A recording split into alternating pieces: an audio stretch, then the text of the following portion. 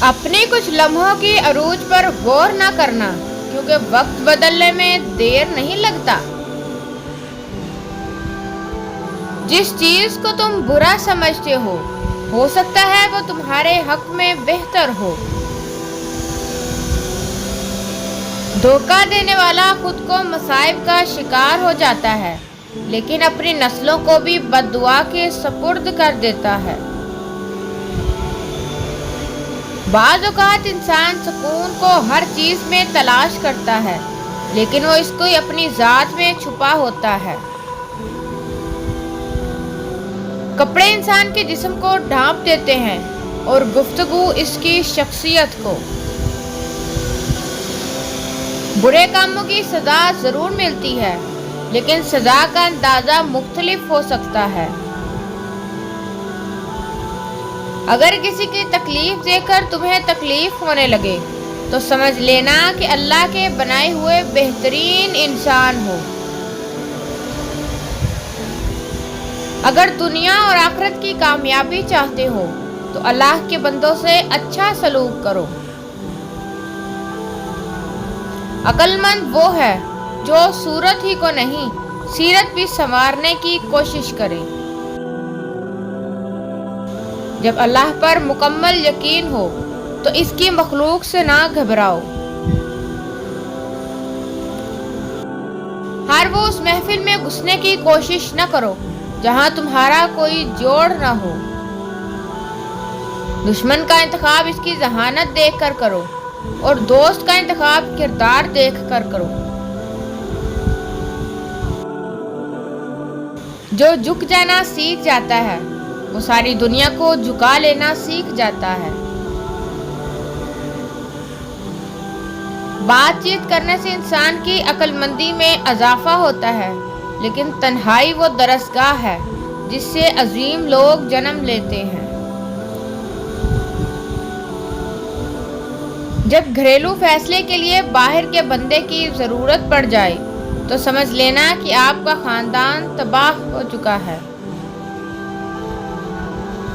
وہ شخص خسارے میں ہے جو اللہ سے کیے گئے وعدے کو پورا نہیں کرتا۔ جو ذات رات کو درختوں پر بیٹھے پرندوں کو نیند میں گرنے نہیں دیتی، وہ ذات انسان کو کیسے بے یار و مددگار چھوڑ سکتی ہے۔ مشکلات اللہ کی طرف سے اشارہ ہوتے ہیں تاکہ انسان لاپرواہی چھوڑ کر سنجیدہ ہو جائے۔ رشتے ہماری سب سے بڑی طاقت ہوتے ہیں، لیکن ہم ان کو اپنی سب سے بڑی کمزوری بنا لیتے ہیں۔ اپنی بری عادتوں اور برائیوں کو جلد از جلد سدھارنے کی کوشش کریں، کیونکہ دیر کرنے سے عادت پختہ ہو جاتی ہے۔ کسی کی غلطیوں کو بے نقاب نہ کرو، خدا بیٹھا ہے تم حساب نہ کرو۔ جو شخص خدا کو بھول کر دنیا کی بھول بھلائیوں میں کھو جاتا ہے وہ ذلیل اور رسوا ہوتا ہے۔ جب ہار جانے کا وقت ہو تب جیت جانے کا مزہ ہی کچھ اور ہوتا ہے۔ حقیقی دوست وہ ہے جو اس وقت تمہیں اپنائے جب تم خالی ہاتھ ہوتے ہو۔ حساب کتاب صرف رب نے صحیح رکھا، سب کو خالی ہاتھ بھیجا اور خالی ہاتھ بلایا۔ جو شخص اپنے نفس کو مار کر اللہ کے آگے سر جھکاتا ہے وہ عظیم انسان ہے۔ کسی کو دکھ دینے والا کبھی خوش نہیں رہ سکتا۔ جو چیز آج آپ کو اچھی لگ رہی ہے کل وہی چیز بری محسوس ہوگی، یہی دنیا داری ہے۔ اپنی خامیوں کا احساس ہی انسان کی کامیابی کا پہلا قدم ہے۔ جب انسان سچائی سے واقف ہو جائے تو دنیا کی ہر چیز اپنی اہمیت کھو دیتی ہے۔ ہر انسان کو یہ فکر ہوتی ہے کہ مرنے کے بعد میری اولاد کا کیا ہوگا، لیکن کسی انسان کو یہ فکر نہیں کہ میرے مرنے کے بعد میرا کیا ہوگا۔ اگر حق کی راہ میں مشکلات کا سامنا ہو تو حضرت بلال کی زندگی سے سبق حاصل کرو۔ جھوٹ بہت تیز دوڑتا ہے لیکن منزل پر سچ ہی پہنچتا ہے۔ دنیا میں ایسا مقام حاصل کرو کہ لوگ تم جیسا بننے کی کوشش کریں۔ آپ فرشتے بھی بن جائیں تب بھی آپ کو برا کہنے والے لوگ موجود ہوں گے۔ دوستی کے شیشے میں پہلی دراڑ شک کی وجہ سے پڑتی ہے۔ انسان کی تربیت کا فرق ہوتا ہے، ورنہ جو سن سکتا ہے وہ سنا بھی سکتا ہے۔ دوسروں پر الزام لگانے والے کبھی اپنے گریبان پر جھانک کر نہیں دیکھتے۔ زندگی بہت میٹھی ہے اگر آپ اس میں اپنی زبان کا زہر شامل نہ کریں۔